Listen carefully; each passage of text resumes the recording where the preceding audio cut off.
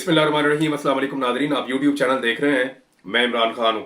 अभी एक नया बयानिया बनाने की कोशिश की जा रही है और चीज़ें मैं आपके साथ शेयर कर देता हूँ। एक आधे वीलॉग में और ज़रा थोड़ा सा आप बर्दाश्त कर लें, उसके बाद ये ऑडियो ठीक हो जाएगी और चीज़ें बेहतर हो जाएंगी इंशाल्लाह। जो बयानिया नया बनाया जा रहा है वो ये है कि जनाब नवाज शरीफ साहब अब चाहते हैं कि इमरान खान साहब बाहर आ जाएं। ये बयानिया क्यों बनाया जा रहा है, ये बड़ी इंटरेस्टिंग चीज़ है और आपको बड़ा मज़ा आएगा। मैं जब कैद में था ना, तो जब मुझे छोड़ा जाना था तो कुछ दिन पहले जो उस वक्त पूरा सिस्टम था, उन्हें यह पता चल गया कि इमरान रियाज को अब छोड़ दिया जाएगा। कुछ बहुत सारे ऐसे सहाफ़ी भी होते हैं जो एस्टेब्लिशमेंट के बहुत करीब होते हैं, छोटी मोटी चीज़ें उनको पता चल जाती हैं। तो जब सबको अंदाज़ा हो गया कि इमरान रियाज को छोड़ा जाएगा, तो फिर ये बयानिया भी तब बनाया गया कि नवाज शरीफ साहब जी इमरान रियाज को अब छुड़वाना चाहते हैं। तो नवाज शरीफ साहब मुझे क्यों छुड़वाना चाहेंगे, ये तो सारी दुनिया जानती है। और नवाज शरीफ साहब का किस बारे में क्या रोल रहा है, ये भी सारी दुनिया जानती है। तो अब इमरान खान साहब को जनाब नवाज शरीफ साहब छुड़वाना चाहते हैं, ये बयानिया बनाया जा रहा है इसलिए कि इमरान खान साहब ने नवाज शरीफ को छोड़ा था और नवाज शरीफ को पाकिस्तान से बाहर इलाज के लिए भिजवाया था। जब मियाँ साहब की प्लेटें गिर गई थी, तब मियाँ साहब को इमरान खान साहब ने तरस खा के बाहर भिजवाया था। अब एक ऐसी अब बयानिया बनाया जा रहा है, ऐसा कुछ नहीं है, कोई भी इमरान खान को नहीं छोड़ना चाहता। ना पाकिस्तान की एस्टेब्लिशमेंट छोड़ना चाहती है इमरान खान को, ना मियाँ नवाज शरीफ इमरान खान साहब को छोड़ना चाहते हैं, कोई भी नहीं छोड़ना चाहता। बल्कि ये लोग चाहते हैं कि इमरान खान साहब कैद के अंदर रहें और उनको आज़ादी ना मिले। अब हो ये रहा है कि आलमी सतह का प्रेशर लगातार बढ़ता चला जा रहा है। उस प्रेशर को ये क्या उठा पाएंगे, बड़ा सवाल ये है। अब ये बयानिया जैसा मर्जी बना ले अपनी फेस सेविंग के लिए, लेकिन उस बयानिए से कुछ बनेगा नहीं। क्योंकि पीएमएलएन जिस लेवल पे गिर गई है अवामी मकबूलियत के नुक्ता नज़र से, वहां से उठना पॉलिटिकल पार्टी के लिए बहुत मुश्किल है। उसके लिए बहुत बड़ी कुर्बानी देनी पड़ेगी, लेकिन कुर्बानी ये फैमिली नहीं देती। आप सब जानते हैं इस बारे में। इन्होंने ना इससे पहले कभी कुर्बानी दी है, ना ये आइंदा कभी कुर्बानी देंगे। पाकिस्तान की हुकूमत और एस्टेब्लिशमेंट के लिए बड़े चैलेंजेस खड़े हो गए हैं। इमरान खान साहब को वैसे ही कोई जल्दी नहीं है बाहर आने की। अल्लामा राजा नासिर अब्बास साहब इमरान खान साहब से मिले, उन्होंने कहा जी कि इमरान खान साहब तो नहीं चाहते कि उन पर रहम किया जाए या इमरान खान साहब को फौरन छोड़ दिया जाए, और इमरान खान को बाहर आने की जल्दी भी कोई नहीं है, ये मैं आपको बता देता हूं। इस वक्त पाकिस्तान का जो निजाम है, उनको जल्दी है कि इमरान खान के साथ जल्दी जल्दी डील किया जाए, जल्दी जल्दी मुज़ाकरात किए जाए, मुज़ाकरात के जरिए फेस सेविंग निकाली जाए और इमरान खान को ऐसे बाहर निकाला जाए कि बाकी जो स्टेक होल्डर हैं उनका बड़ा नुकसान ना हो, या इमरान खान साहब अद खुद बाहर ना आ जाए। अब सिस्टम के पास दो रास्ते हैं, या तो वो इमरान खान साहब को बाहर खुद लेकर आ जाएं, उनसे बातचीत करें, कोई रास्ता निकालें और इमरान खान साहब को बाहर ले आए, या सिस्टम के पास दूसरा एक रास्ता यह है कि फिर वो इंतजार करें और इमरान खान साहब खुद बाहर आ जाएं। अगर इमरान खान साहब खुद बाहर आ गए तो फिर वो सिस्टम की बात नहीं मानेंगे और फिर सिस्टम के पास कोई चारा नहीं होगा सिवाय इसके कि वो इमरान खान के सामने सरेंडर करे। हाँ, अभी ये हो सकता है कि वो कोई बात इमरान खान साहब से कर सके, शायद ये आखिरी मौका है और सब लोग इसकी तरफ इशारा भी कर रहे हैं कि अभी मौका है इमरान खान साहब को बाहर निकाल दिया जाए। वरना जब इमरान खान साहब खुद बाहर आएंगे तो फिर किसी के हाथ कुछ नहीं रहेगा, सारा गेम इमरान खान साहब के हाथ में आ जाएगा। अल्लामा राजा नासिर अब्बास साहब का मैं इंटरव्यू सुन रहा था। हमारी जो 3 की टीम है उन्होंने इंटरव्यू किया, जबरदस्त इंटरव्यू किया। तीनों नौजवानों ने मुबारकबाद के मुस्तहिक हैं, रिजवान भी, जुबैर भी, उमर भी। लेकिन उसमें कुछ बातें बड़ी तकलीफ देने वाली हैं। जो कुछ करम में हो रहा है, जो कुछ खैबर पख्तूनख्वा के इलाके करम में हो रहा है, उसकी जो तस्वीर कुशी उन्होंने की, उस पर मुझे बहुत तकलीफ हुई है। हम सारे इसके लिए रिस्पॉन्सिबल है कि हम ज्यादा आवाज नहीं उठा पाए। पाकिस्तान के मीडिया ने तो गुनाह कबीरा किया, हम लोग तो फिर भी सोशल मीडिया के ऊपर इस पर आवाज उठाते हैं, लेकिन पाकिस्तान में जितना कत्लेआम, जितना जुल्म हुआ, उसके ऊपर आवाज ना उठा के पाकिस्तान की मीडिया ने वाकई में गुनाह कबीरा किया। जो उनकी जिम्मेदारी उन्होंने अदा नहीं की, सिर्फ अपनी बका के लिए, सिर्फ इसलिए कि जनाब उन्हें हुक्म आ जाता है कि आपने ये खबर नहीं दिखानी। उन्होंने जो बच्चों की सूरत हाल बताई, दर्जनों बच्चे जिस तरह से उनकी जान गई है, जैसे अद्वियात की किल्लत है, जैसे वहां रास्ते बंद हैं। क्या ये जो रियासती वसाइल है ये सिर्फ पाकिस्तान तहरीक इंसाफ को कुचलने के लिए है? क्या सियासी इंजीनियरिंग के लिए इस सारा का सारा पाकिस्तान का जोर और पाकिस्तान की ताकत लगनी है? क्या कुरम के शहरियों का कोई हक नहीं है कि वहां पे अमन हो जाए, वहां पे जंगबंदी हो, वहां पे हालात बेहतर हो, वहां पे अद्वियात पहुंचे, वहां के रास्ते खुले, किसी तरह रियासत वहां पे अपने वसाइल इस्तेमाल करे? लेकिन ऐसा लगता नहीं। और एक ऐसी चीज जिसे कंट्रोल किया जा सकता था टाइमली, उसको टाइमली कंट्रोल ना करने के नतायज हम देख रहे हैं और वहां के लोग भुगत रहे हैं।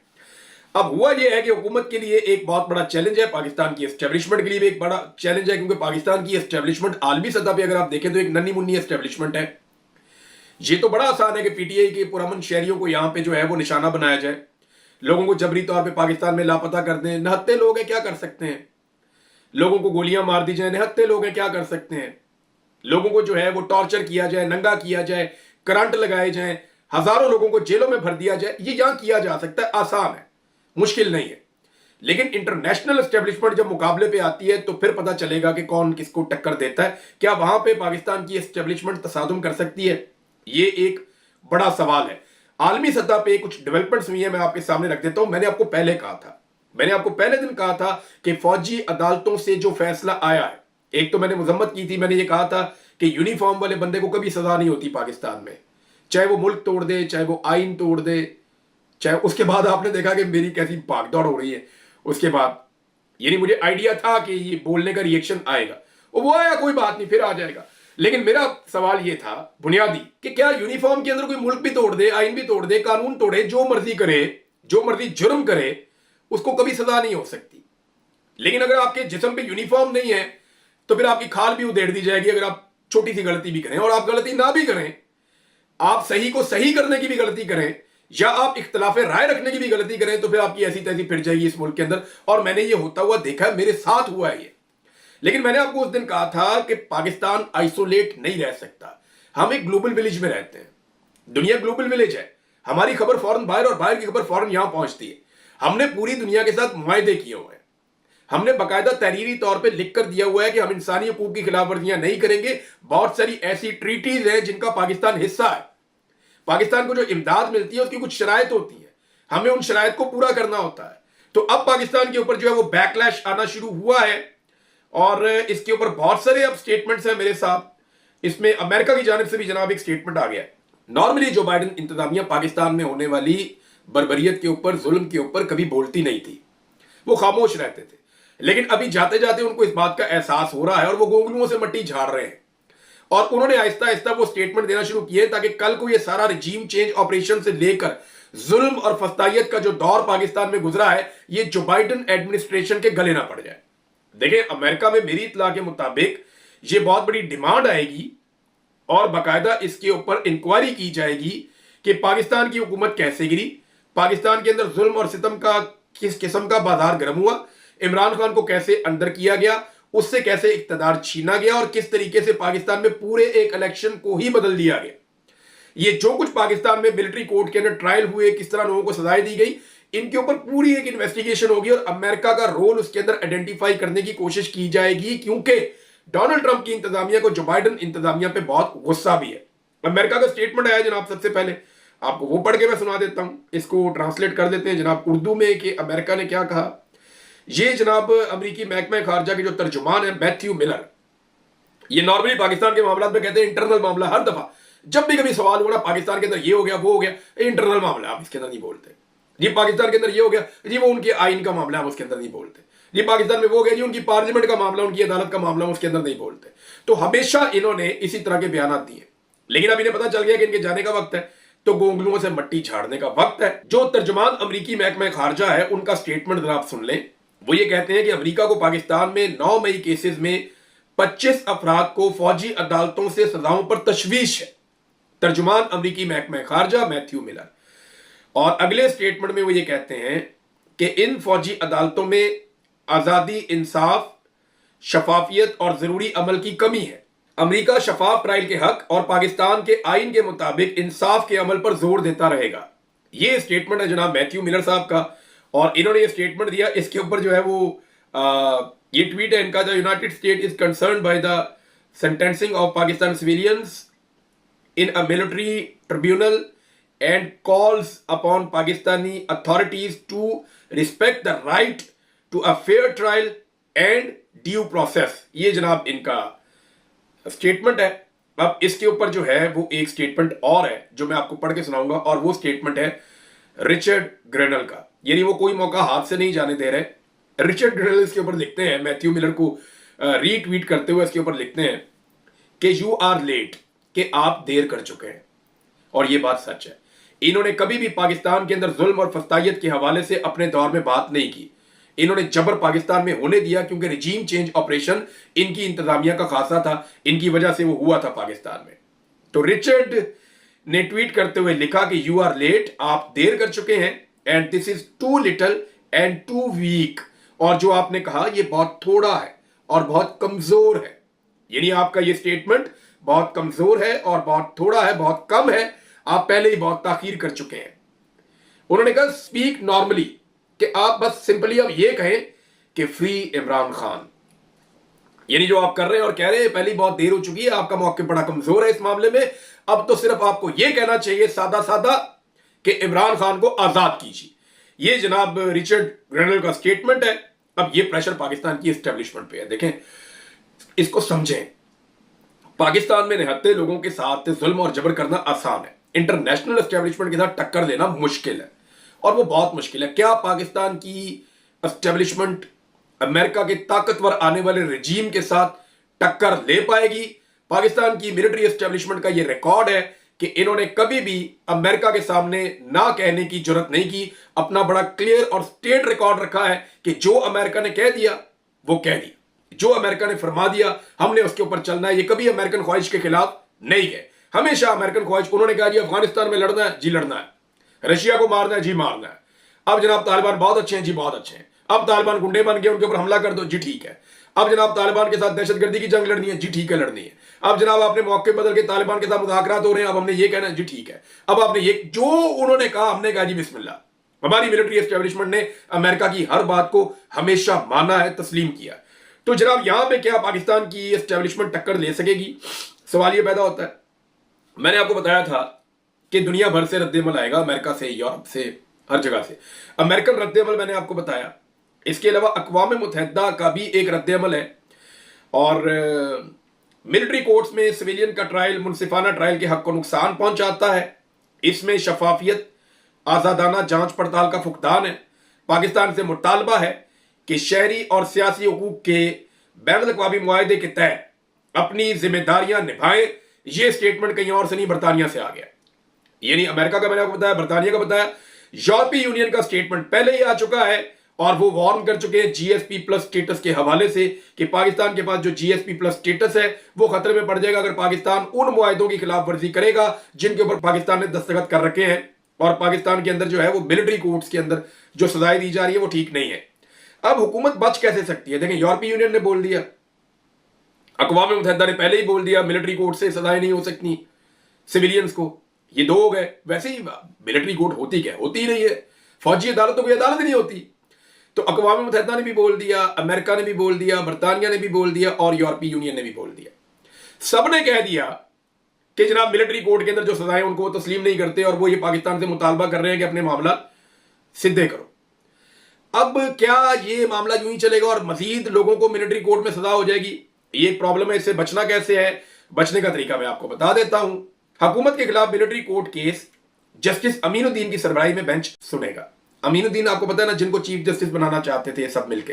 फिर जब आईनी बेंच बना तो हमें सबको पता था कि जस्टिस अमीनुद्दीन ही बनेंगे, क्योंकि जस्टिस काजी फायद ईसा के बाद जो सबसे काबिल एतमाद जज है पाकिस्तान की एस्टेब्लिशमेंट और हुकूमत के, वो जस्टिस अमीनुद्दीन खान साहब है। तो जनाब जस्टिस अमीनुद्दीन साहब की सरबराही में बेंच ये सुनेगा मिलिट्री कोर्ट्स वाला मामला। हुकूमत की नुमाइंदगी अटॉर्नी जनरल करेंगे। जुडिशल कमीशन में हुकूमत और अटॉर्नी जनरल ने वोट दिया कि बेंच की सरबराही अमीनुद्दीन करेंगे। अमीनुद्दीन खान ने भी अपने आप को वोट डाला खुद कि जनाब मैं ही बेंच की सरबराही करूंगा, लिहाजा उनको बेंच की सरबराही मिल गई है। तो अब बचने का तरीका यह है कि ये जो बेंच बन रहा है ये मिलिट्री कोर्ट के फैसलों को कलअदम कर दे और ये कहे कि फौज जो है वो सिविलियन को सजा नहीं सुना सकती। तो इसमें पाकिस्तान की बचत है। इसमें आपका जीएसपी प्लस स्टेटस भी बच जाएगा, बाकी चीजें भी बच जाएंगी, अदालत की इज्जत भी बच जाएगी। यानी अब जस्टिस अमीनुद्दीन खान साहब को जो इस तरफ इस्तेमाल करना था इस तरफ भी इस्तेमाल किया जा सकता है।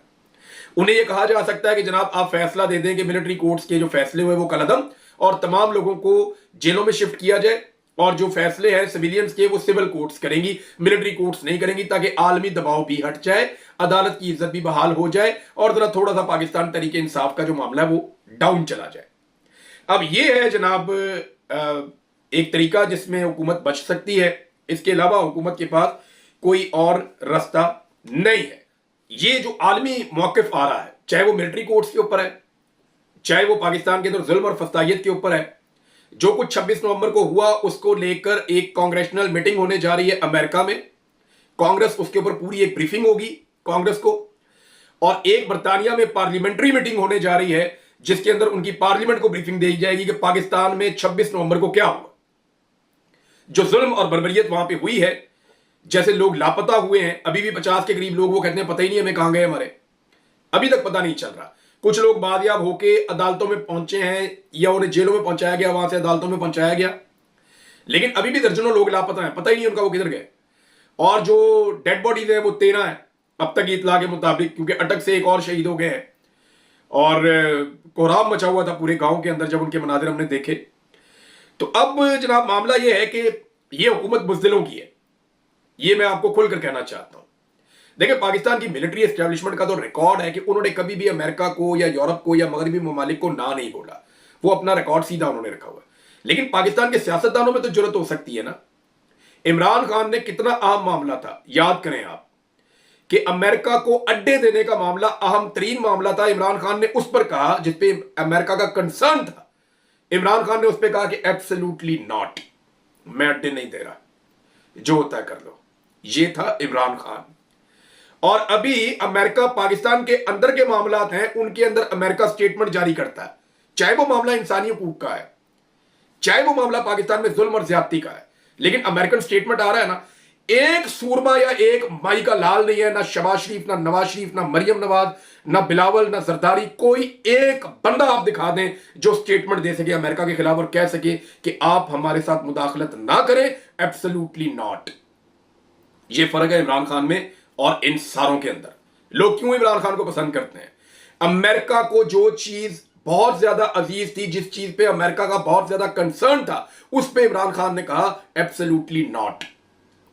और आज जो पाकिस्तान का कंसर्न है, इस मामले के ऊपर भी पाकिस्तान की मौजूदा हुकूमत बोल नहीं सकती, एक लफ्ज बोलने की इनके अंदर जरूरत नहीं है। उसकी दो वजूहत है। एक तो जनाब इमरान खान साहब कहते हैं मैं हकीकी आजादी की बात करता हूं, वो लीडर है, वो डरता नहीं है, वो साफ बात करता है, और ये सारे कहते हैं। इमरान खान के बदतरीन दुश्मन कहते हैं कि इमरान खान बुज़दिल नहीं है, वो दलेर आदमी है।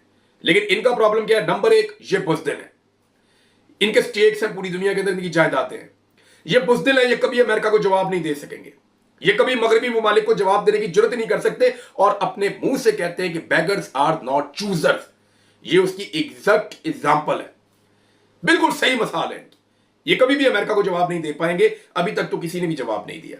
अगर इनकी जगह इमरान खान होता और नवाज शरीफ के केसेस के ऊपर डोनाल्ड ट्रंप का स्टेटमेंट आया होता, तो इमरान खान कम से कम 10 ट्वीट्स कर चुका होता, और इमरान खान खुलकर कह चुका होता कि हम पाकिस्तान में जो मर्जी करें, आप हमें डिक्टेट नहीं कर सकते।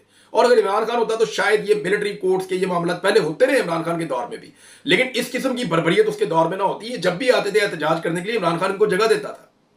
इमरान खान ने कभी कंटेनर की दीवारें खड़ी नहीं की, इमरान खान ने कभी ऐसे गोलियां नहीं चलाई, लोगों का कत्लेआम इस तरह से नहीं किया। हालांकि उस दौर में भी एस्टेब्लिशमेंट ने बड़ा काम गर्म किया हुआ था तहरीक लब्बैक के खिलाफ, और जगहों पे भी इधर उधर। जनरल बाजवा ने हमें कहा कि तहरीक लब्बैक के बखिए उधेड़ दो सबको, मीडिया को वो कहते थे। तो मैंने तो जनरल बाजवा को कहा था, मैंने कहा जी आप स्टेटमेंट दे देना, तो उसके ऊपर भी जनरल बाजवा साहब नाराज हो गए थे। तो अब मामला ये है जनाब कि ये सारे चुप करके बैठ गए, और कोई भी इस वक्त अमेरिका को आगे जवाब देने के मूड में नहीं है। ये सिर्फ इमरान खान ही था जो एब्सोल्युटली नॉट कह सकता था। इनके पास आज एक नादर मौका है कि ये एब्सोल्युटली नॉट कह सके, लेकिन कह नहीं पा रहे। अब बिलावल का आप चेक करें क्या काम कर रहे हैं। बिलावल का स्टेटमेंट सुनना आपको बड़ा मजा आएगा। सेंसर करने की कोशिश आज भी की जा रही है, वो डरते हैं नौजवान इज्तिमाई तौर पर सोशल मीडिया पर अपनी आवाज बुलंद ना करें। यह सबूत है नौजवानों के पास कितनी ताकत है। अब बिलावल जो है वो सोशल मीडिया की बंदिश के ऊपर दूसरी साइड लेना शुरू हो गया। याद रखिएगा, बिलावल के नाम के साथ दो चीजें जुड़ी हैं। नंबर एक, ब्रूट मेजॉरिटी, नंबर दो, डंडे वाली जमहूरियत। ये दो चीजें बिलावल के साथ जुड़ गई हैं। ब्रूट मेजॉरिटी जिससे उन्होंने 26वीं तरमीम कराई, और डंडे वाली जमहूरियत जिसपे उन्होंने डी चौक के अंदर कत्लेआम करवाया। तो बिलावल के साथ ये दो चीजें जुड़ गई हैं पक्की पक्की, इससे वो जान नहीं छुड़ा सकते। ये सारी जिंदगी बिलावल के साथ चलेंगे कि डी चौक का कत्लेआम होने से पहले आपने कहा था कि डंडे वाली जमहूरियत, और 26वीं आईनी तरमीम होने से पहले आपने कहा था ब्रूट मेजॉरिटी, और अब ये कह रहे हैं कि सोशल मीडिया, और भाई सोशल मीडिया आप लोगों ने बंद किया है, आपकी हुकूमत है, आप हुकूमत के बेंचों पे बैठे हुए हैं और आपने सोशल मीडिया को बंद किया हुआ पूरे पाकिस्तान के अंदर, क्योंकि आपकी उसके ऊपर दुर्गत बनती है। मुस्तफा नवाज खोखर ने कहा कि बिलावल ने बहुत पैसा खर्च किया कि सोशल मीडिया पे आगे निकल जाए, प्रोडक्ट ही नहीं बिकती, लोग मुंह ही नहीं लगाते। तो अब बिलावल जो है वो हीरो बनने की कोशिश कर रहे हैं, लेकिन दो चीजें उनके साथ जुड़ गई हैं, मैंने आपको बताया, और वो कभी भी इनसे दूर नहीं होंगी, ना तो ब्रूट मेजॉरिटी और ना ही डंडे वाली जमहूरियत। अब तक के लिए इतने, अपना ख्याल रखिएगा, अपने चैनल का भी।